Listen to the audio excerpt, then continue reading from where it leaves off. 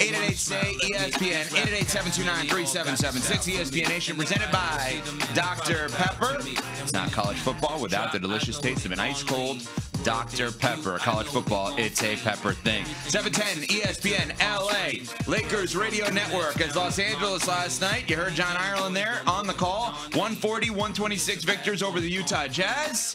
Story of the game, LeBron James is back. 11 points, 12 assists in 30 minutes, +1 in the plus-minus for LeBron James and the Lakers, who are 11-4 on the season. Officially the only player in NBA history to play in 23 seasons, which I am critical of LeBron James a lot. That is unbelievable, and he deserves his flowers for that. Michelle Smallman, Chris Canty, Evan Cohen, good morning, everybody. Yeah, we've never seen somebody play this long, but quite frankly, we've never seen somebody play this well into their 40s. That's true, so too. credit to LeBron James and how he takes care of his body, and credit to him for being able to fit in with the rest of the young guys and the chemistry that this team has built through the first dozen games of the season. He was absolutely phenomenal last night. 11 points, 12 dimes, only 1 turnover. Smalls, he was the catalyst for the Lakers being able to get a lot of those nondescript young guys going early in that game, especially Jake LaRavia. Like, he was feeding those dudes, and they were knocking down shots. So, based on what I saw last night, offense ain't going to be a problem for the LA Lakers. They're going to be able to score buckets in droves. But what about defensively? They're not going to be good enough to be able to contend with the top 3 teams in the West, that being OKC, Denver, and Houston. But I don't know how much that matters, Smalls, because I didn't come into this season expecting the Lakers to compete for a championship.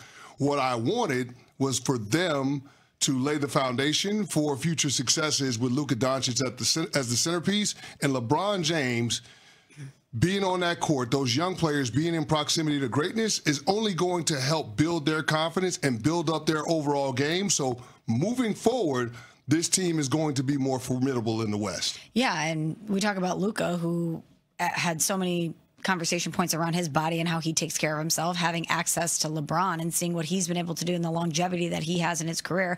I can only imagine that that's a positive. But you say that this season you didn't expect them to contend for a championship, and I understand that thought process, but you know you only have a finite amount of time left with LeBron James. He doesn't want to just play basketball just to play basketball. He wants to compete for a championship. Don't you think he wants to add to his legacy? Yeah, I'm sure he does, but he's not going to win a championship with the Lakers. He's got one, and it's going to end at one. I don't know that he finishes his career as a Laker. It's the final year of his contract. It feels like it's a natural inflection point for the franchise and for LeBron from a career standpoint. And I envision that both sides will view it as making sense to go their separate ways after this season. And so while it's not the LeBron James farewell tour, while I don't think year 23 will be the end, I do think it will be the final season out in Southern California. I thought it was very interesting, the commentary that was coming from all angles last night, how we just heard JJ Redick say LeBron played unselfish. We heard LeBron say it was just fun to be out there with the guys. You had Luka saying he's out there to help us all.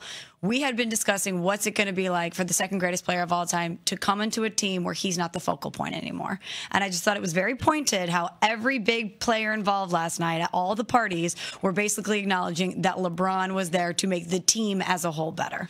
Yeah, and I do think the important thing is to acknowledge a couple of things here. One, for me, I raised the question, would he ever play another game with the Lakers? So I'm wrong on that, to even raise that question, because he played another game with the Lakers, because I thought maybe that we were going to get to a place where after he got back from injury, they were doing well, and they said, let's just part ways now. You said finite amount of time. That's somewhat vague. I agree with Cece. I think it's finite. It means the same thing, but I want to put a date on it. It's at the end of this season. I would be shocked if he played after this season with the Los Angeles Lakers. But I also do think, because we just alluded to it, I am very critical of LeBron because I'm so pro-Michael, and anytime anybody brings that up, and he left my team in Miami, I think he deserves so much praise for staying around this long, as Cece said, at such a high level, that for me today, where I'm normally critical of him, kudos to LeBron James. 23 years doing this is unbelievable. Yeah. Whether you like him or not, whether you think he's the greatest player or not, whether you think he's too passive-aggressive to fit in, fit out, whatever, you like the Brownies on the team, it doesn't matter. He played with his son. He has been in the NBA as a high-level, all-time great player for 23 years. I was thinking about it today. My professional career in radio started in 02, 03. He has played more games while I personally have done radio shows than any player in the history of my life in sports. And I'm just thinking about this on the way in today. Like, this guy, whether you like him or not, is so meaningful to so many people, and he deserves praise for getting on the court for year number 23. How did he think the debut went last night? Here's LeBron postgame. It was just fun to be out there with the guys, man. Like I said, it's been rough, like mentally for me. Like, it's the first time I've started a basketball season and not played since I've started playing basketball at like 9 years old. I've never missed the beginning of a basketball season, and so just going through that, physically, emotionally, spiritually, and everything, just testing me, and just keeping my head down, with the work, and then keeping my head up with faith, and it's gotten me to this point today, and it's just great to have a lot of joy, probably see me smiling and talking a lot on the court today. Just being out with those guys is just so fun. Well, he's back, right? He was injured. Unfortunately, when he looks around at some of these games, guys, that he's playing against, not last night against Utah, but other teams, who's that guy? Where's it? There's a lot of injuries in the league right now. A lot. Wemby is out. Steph Castle on the same team is out. Giannis is out. There's so many injuries. And interestingly enough, Steve Kerr, head coach of the Warriors, had an interesting comment on the injuries, which LeBron was part of, in the NBA right now. I'm very concerned. It's dramatic. The pace difference is dramatic. This team tonight has really upped their pace compared to last year. And I think across the league, everybody understands now that it's just easier to score if you can beat the opponent down the floor, get out in transition.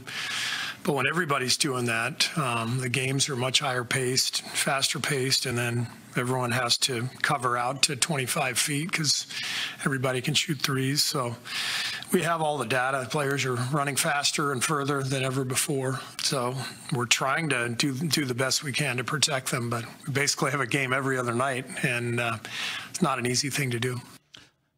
Uh-oh. An 11-year NFL veteran who got his butt kicked playing sports and kicked other people's butts playing sports just rolled his eyes.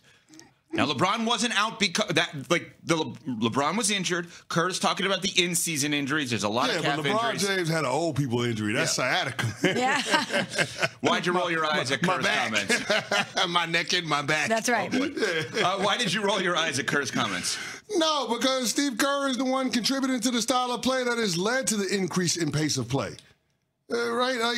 You can't complain about how basketball is being played now when you are one of the biggest influences in dictating how basketball is played. It seems utterly ridiculous for him to be the messenger when it comes to framing this issue that the NBA is faced with. Now, I don't want to take away from the merits of what he's saying because I do think there's an element of truth to it. But Steve Kerr, you're the reason why guys have to cover out to 25 feet because of threes.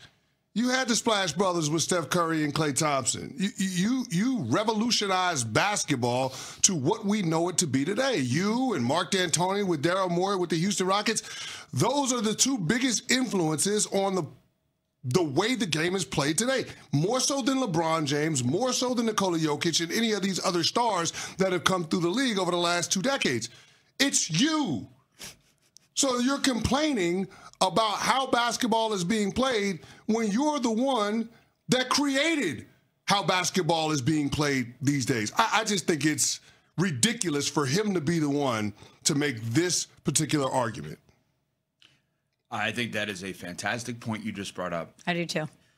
Because LeBron is the most significant player of the era, but he didn't change the way the game is played. Steph is the most transformational. Correct. And Steve Kerr brilliantly leaned into what is this young man awesome at? And then they built everything around Steph Curry, rightfully so, right? In a way that had never been seen before. In college, like Loyola Marymount back in the day would be like running and gunning, but the Warriors also were under control, whatever. I just think this is a preemptive strike for Steve Kerr letting us know, hey, my guys are going to sit out a bunch of games here coming up. I have 3 37-plus-year-old guys that are my best players, and they're about to sit out a bunch of games here. Because we're going to protect them? Well, they have back-to-back at Orlando last night, Miami tonight, and I think that they have all these games, and the league now is penalizing people and fining people, and it's almost like a public service announcement of, I have old guys, they're really good, they're going to sit out. That's how I took that. But it just feels like every day that ends in Y, we're talking about something having to do with protecting NBA players and their usage, whether it's, load management. And now we're talking about the pace of play and guys getting hurt. It just feels like this is a chronic problem for the league about playing time with their athletes and trying to protect them. Can I ask a question as a non-athlete?